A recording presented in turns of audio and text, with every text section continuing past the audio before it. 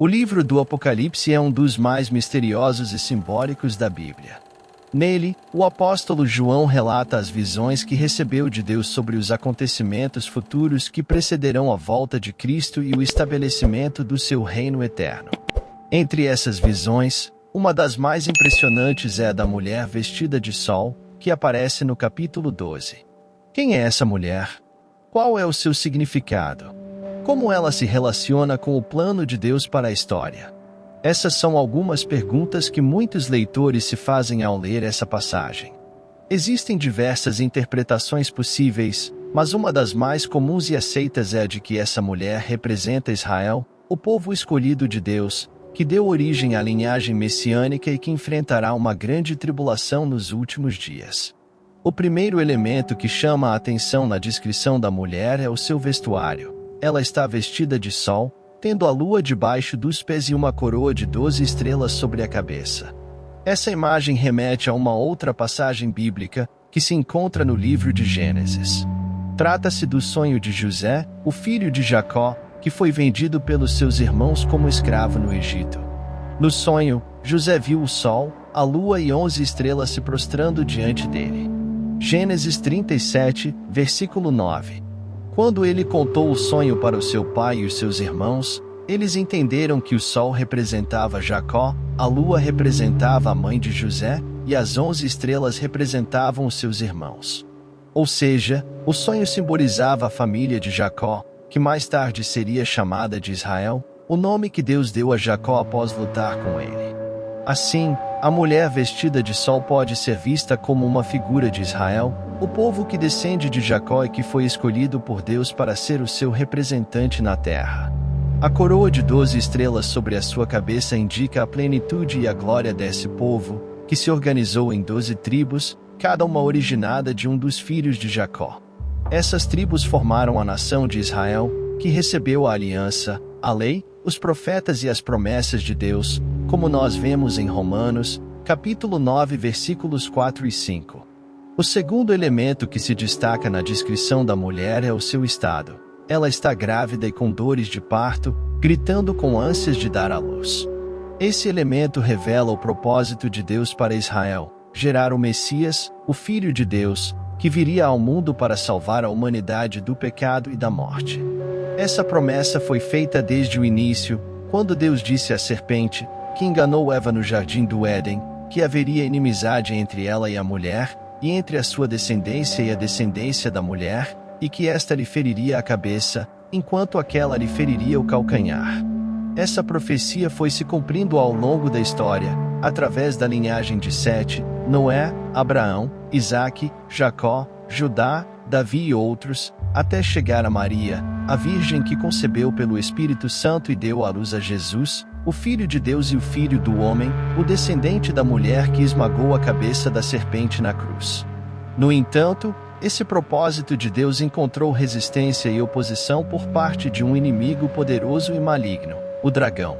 O dragão é outro símbolo que aparece na visão de João, e que é identificado como o diabo e Satanás, a antiga serpente, que engana todo o mundo. Vemos, em Apocalipse capítulo 12 versículo 9 que diz: foi precipitado o grande dragão, a antiga serpente, chamada o diabo e Satanás, que engana todo o mundo, ele foi precipitado na terra, e os seus anjos foram lançados com ele. O dragão é descrito como um grande dragão vermelho, que tinha 7 cabeças e 10 chifres e, sobre as cabeças, 7 diademas.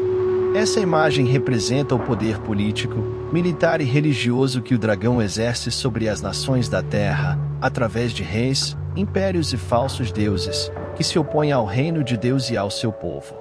As 7 cabeças podem simbolizar 7 reinos que dominaram ou dominarão o mundo, sendo que 5 já caíram, um existe e outro ainda virá.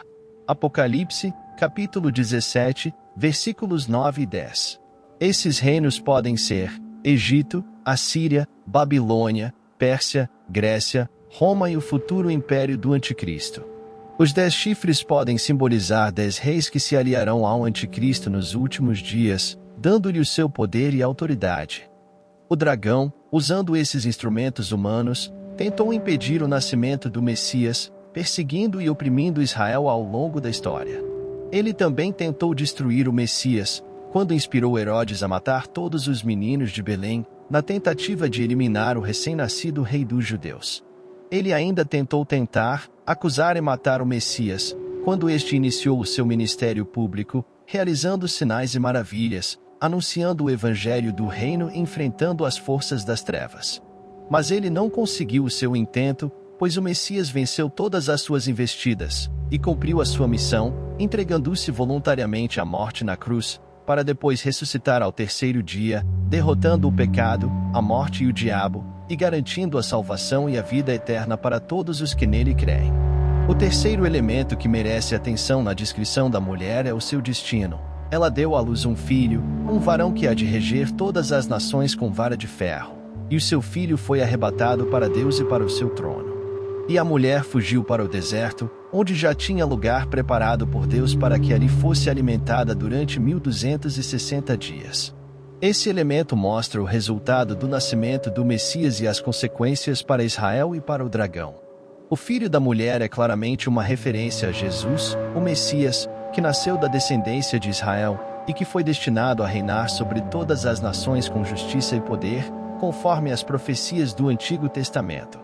Esse reinado, porém, não se manifestou plenamente na primeira vinda de Jesus, mas será estabelecido na sua segunda vinda, quando ele voltará em glória e majestade, para julgar os vivos e os mortos, e para inaugurar o seu reino eterno, onde não haverá mais pecado, nem sofrimento, nem morte.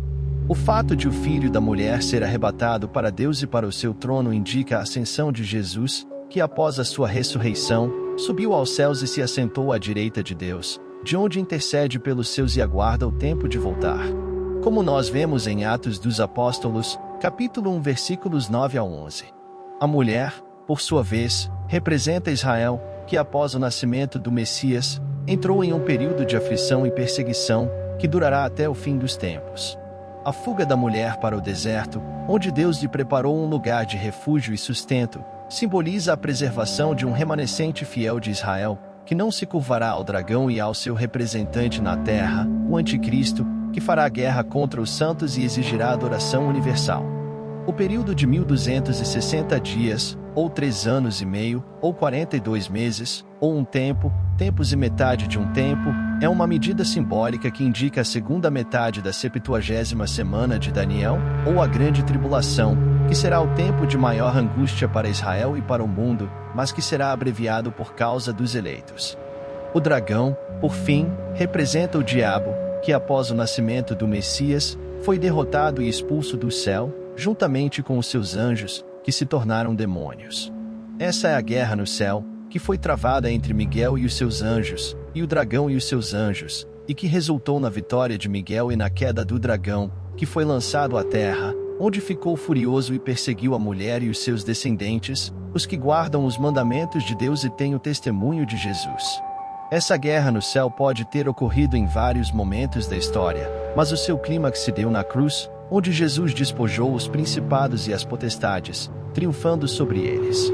Desde então, o dragão sabe que o seu tempo é curto, e por isso ele se enfurece e se empenha em destruir o povo de Deus, tanto Israel quanto a igreja, que são os herdeiros da promessa e da salvação.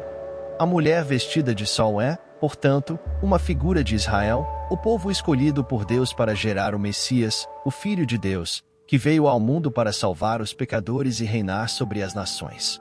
Esse povo, porém, sofre a perseguição do dragão, o diabo, que tenta impedir o propósito de Deus e destruir os seus filhos. Mas Deus protege e preserva o seu povo, e lhe garante a vitória final, quando o Messias voltar em glória e estabelecer o seu reino eterno, onde não haverá mais choro, nem dor, nem morte, e onde Deus enxugará dos olhos de todos toda lágrima. Espero que você tenha gostado do vídeo. Não se esqueça de se inscrever no canal e ativar o sininho das notificações para receber todas as novidades.